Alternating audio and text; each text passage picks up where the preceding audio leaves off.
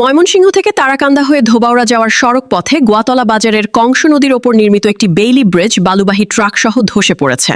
ঝুঁকিপূর্ণ এই সেতুটিতে ভারী যানবাহন চলাচলে নিষেধাজ্ঞা থাকা সত্ত্বেও তা অমান্য করায় এই মারাত্মক দুর্ঘটনা ঘটে। যোগাযোগ বিচ্ছিন্ন হওয়া এই এলাকার সর্বশেষ পরিস্থিতি নিয়ে গণমাধ্যম কর্মী চান মিয়া শেখের পাঠানো রিপোর্টে দেখুন বিস্তারিত। দর্শকবিন্দু, ময়মনসিংহ থেকে ধোবাউড়া যাওয়ার সড়ক পথে গোয়াতলা বাজারে একটি স্টিলের সেতু কংস নদীর উপরে কালকে আনুমানিক রাত 3 ঘটিকার সময় বালুর একটি ডিস্ট্রিক্ট যাওয়ার সময় বৃষ্টি নিয়ে একবারে ধসে পড়ে যায়। আপনারা দেখেন আমার পিছনে লুট গাড়ি বালুর গাড়িটা নিয়ে ওই যে ড্রাইভারটা দেখেন ব্রিজ ভেঙে নিয়ে পড়ে যায়। যে ব্রিজটা আমরা কিছুদিন আগেও শুনেছি নিউজে যে এটা ঝুঁকিপূর্ণ আছে, ব্রিজটা ঝুঁকিপূর্ণ থাকার কালেও এই বালুর গাড়িটা যে সময় এই ব্রিজ দিয়া পার হয়ে যায় এই সময়টার ভিতরেই মনে করেন এই দুর্ঘটনাটা ঘটে। আমরা এইমাত্র এলাকার স্থানীয় মানুষ যারা আছে তাদের কাছ থেকে শুনতে পাইছি যে গাড়ির ড্রাইভার মেডিকেলে আছে, তারও অনেক ক্ষতিগ্রস্ত, অনেক আঘাত পাইছে। যার কারণে আমি দেখাই আনুমানিক কালকে রাত 3 ঘটিকার সময় এই ঘটনাটি ঘটে। এই যে দেখেন আপনি গোয়াতলা তারা ব্রিজে এই বালুর ট্রাকটি একবারে ব্রিজ ভেঙে নিয়ে একবারে নিচে পড়ে যায়। যার কারণে এই পানিতে পড়ে নাই, একটা টান জায়গায় পড়ছে, যার কারণে ড্রাইভারটা বেঁচে গিয়েছে আল্লাহর রহমতে। আপনারা সকলেই জানেন যে এরকম দুর্ঘটনা ঝুঁকিপূর্ণ ব্রিজ যেগুলো থাকে এগুলো অনির্দিষ্টকালের জন্য নিষিদ্ধ করাটাই মনে হয় সবচেয়ে বেশি ভালো। কারণ যদি আজকে এই ব্রিজটা অনির্দিষ্টকালের জন্য নিষিদ্ধ করা হইতো তাহলে আজকে এই দুর্ঘটনাটা ঘটতো না। আজকে এই দুর্ঘটনার কারণে আজকে দেখেন মানুষের জীবন নিয়ে এক হইলে চলাচল যাতায়াতের কষ্ট, আর দ্বিতীয়ত হইলে এই যে ড্রাইভারটা ইচ্ছা করলে মারা যেতে পারতো, যে একটা দুর্ঘটনা ঘটেছে। আপনারা দেখেন অনেক রিক্সের কাম। এক হইলো ব্রিজ ভেঙে গেছে, ড্রাইভারও বেঁচে গেছে, মালিক তাদেরকে বেচাই দিছে, কিন্তু এলাকার স্থানীয় মানুষ যারা আছে তাদের চলাচলের অযোগ্য হয়ে পড়েছে, তারা চলাচল করতে পারে না। এই যে দেখেন কত কষ্ট করে ভাই এই এলাকার লোকজন যারা আছে তারা এই যে কত কষ্ট করে চলাচলের ব্যবস্থা। আজকে যদি ব্রিজটা ভালো থাকতো বা যখন ব্রিজটা মেরামতের কাজ ধরতো তাহলে এই কষ্টগুলা স্থানীয় মানুষের করতে হইতো না। আপনাদেরকে আমি আরো দেখাই ক্যামেরার মাধ্যমে। দেখেন আজকে মানুষ গুদারাদা নাও চেক করছে, তারা গুদারাদা মানুষ পার হইতেছে, কারণ কে লিগে অনেক ঝুঁকিপূর্ণ ভাবে তারা এই গুদারাদা এই নাও পার হয়ে যাইতেছে। যাদের জরুরি প্রয়োজন তাদের যাইতেই হবে। সম্মানিত দর্শকবিন্দু, আপনারা দেখেন গোয়াতলা, আমি আবারও আপনাদেরকে কিছু দর্শকবিন্দু আছে তাদের সাক্ষাৎকার নেই, আমি তাদের যারা আছে তাদের সাথে একটু কথাবার্তা বলি। আসসালামু আলাইকুম কাকা। আপনি এলাকার না আপনি কি এদিকে কোথাও যাইতেছেন না? যাইতেছেন। আপনি ব্রিজ ভাঙছে এটা শুনেন নাই? শুনছি তো ভাঙছে, তাই জানাজার যাবেন কষ্ট করে। ধন্যবাদ। সম্মানিত দর্শকবৃন্দ, আপনারা শুনলেন কাকার কাছ থেকে। আমি এই যে আমাদের ব্রিজের এক ভাই দায়িত্ব আছে, ভাইয়ের সাথে একটু কথা বলি। আসসালামু আলাইকুম ভাই। আসসালামু আলাইকুম ভাই, এই যে ঘটনাটা আনুমানিক কয়টা বাজে ঘটছে? 3টার সময়। 3টায়? হ্যাঁ।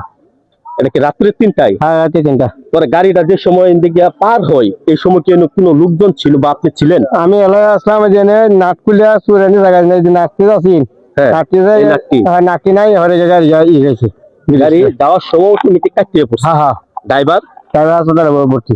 ড্রাইভার কি ভিতরে ছিল নাকি ড্রাইভার ভিতরে আছে? যে মাথাটা কাটে গেছে আর খাল গেছে।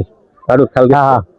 তারপরে এটা কি এখন বর্তমান যে অবস্থা, রাত্রে 3টার পর থেকে কিন্তু কোন জেলা প্রশাসক বা হালুয়াঘাট উপজেলা থেকে ধোবাউড়া উপজেলা থেকে কোন নির্বাহী অফিসার আসছিল না? আমাদের এমপি মহোদয় কি এই নিউজটা পাইছে? হ্যাঁ, আমরা মধু চেয়ারম্যান আইসাকে নিউজটা দিছে কার মাধ্যমে? হ্যাঁ দিছে। তারপরে এটা কি বলছে, মেরামত করবে, জরুরি করবো চেয়ারম্যান আছে না, বুঝলা হিও আসছিল, করবো। হ্যাঁ, জরুরি। হ্যাঁ। ধন্যবাদ।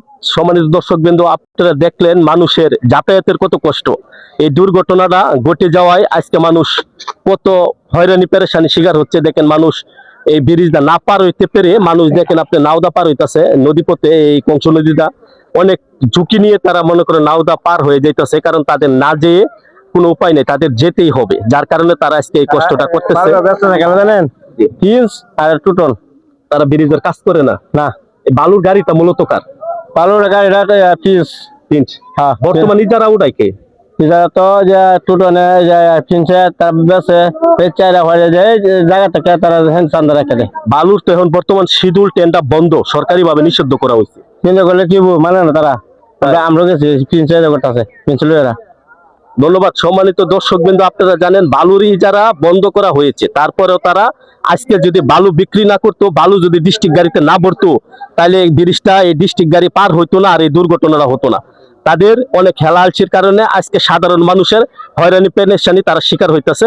আসসালামু আলাইকুম ভাই, আপনার বাড়ি এই জায়গায়? গতলাই বাড়ি। আপনার আপনি কি এই ঘটনার পরে আসছিলেন? না, এই মাত্রই আইছি আর কি। ভাই থেকে শুনছি যে ব্রিজটা একটা বালুর পাহে একটা দুর্ঘটনা হয়েছে, এই দেখতে মাইলাম আর কি। এখন আসছেন? এখন আছি। সকাল থেকে আসেন নাই? না না, সকাল থেকে কি মানুষের কষ্ট করে হয়? বিশাল কষ্ট করে মানুষের নদীতে পারিতেছে। এই যে আমার এই 10 টাকা 20 টাকা ভাড়া দিয়ে পারিতেছে। আমার একটা মেয়ে আমার নৌকাতে পারিয়েছে, পারিয়ে যুবকরা গেছে। ধন্যবাদ। সম্মানিত দর্শক বিন্দু, আপনারা শুনলেন এলাকার স্থানীয় মানুষের কথা, যার কারণে আজকে ব্রিজটা যদি সুন্দরভাবে মেরামত আগ থাকতে করা হতো, তাহলে দুর্ঘটনাটা ঘটতো না। যার জন্য হেলালসিতে করা হয় নাই বিদায় আজকে এই দুর্ঘটনাটা ঘটেছে। কিছুদিন আগে আমরা একটা নিউজ পেয়েছি, আমাদের এমপি মহোদয় সালমান উমর রুবেল সাহেব তিনি পরিদর্শন করে গেছে কাজ ধরবে, কিন্তু আসলে সরকারি জিনিস একটা কাজ ধরতে একটু সময় লাগে। এরকম দুর্ঘটনা ঘটবে এটা কিন্তু কেউ ভাবে না বা কেউ কল্পনাও করে নাই। যার জন্য এই এত বড় একটা দুর্ঘটনা থেকে তাকে ড্রাইভারটা বেঁচে গিয়েছে কিছু মানুষের অত্যন্ত গাফিলতির কারণে।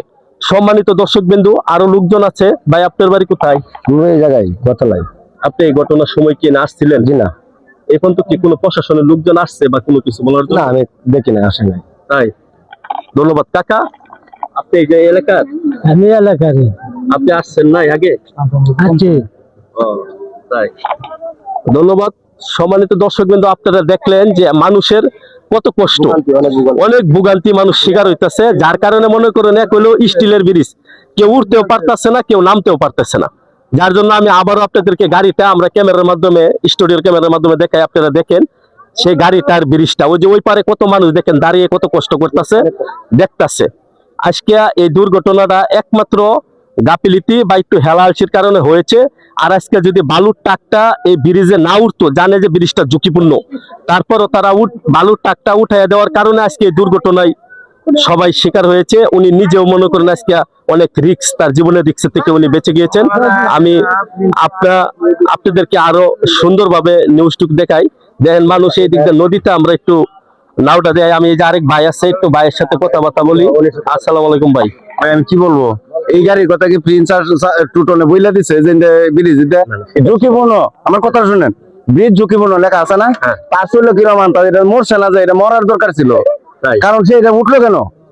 কারণ ঝুঁকিপূর্ণ তো আজকে বিগত কয়েক বছর ধরে লেখা আছে, বেলি বিল লেখা। এটা আমাদের বাড়ি যানবাহন যাবে না। এটা কি কেউ কোনো দায়িত্ব দিছিল ব্রিজ সাথে গাড়ি ঘোড়া না উঠে? এরকম লেখা দিছে, দুই সাইডে দিয়ে লেখা আছে যে এখানে যানবাহন, বাড়ি যানবাহন উঠা নিষেধ।